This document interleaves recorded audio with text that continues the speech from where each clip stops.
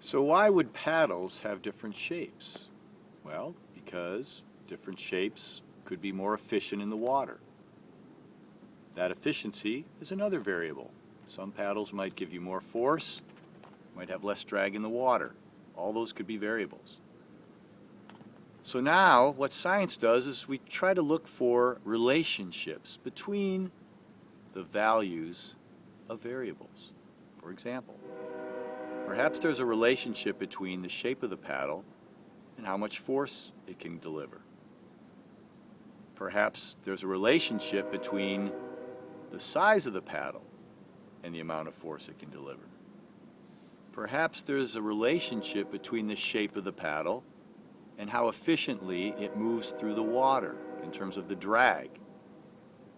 So what do?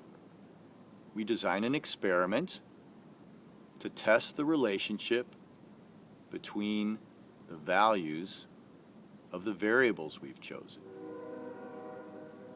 So that's what a controlled experiment is. It's a test of a relationship between the values of a variable, of variables.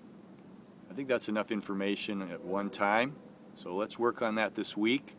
By the end of the week, you should have a pretty good idea of what we mean by variables, values, and relationships. And the beginning of a pretty good idea of what we mean by a controlled experiment.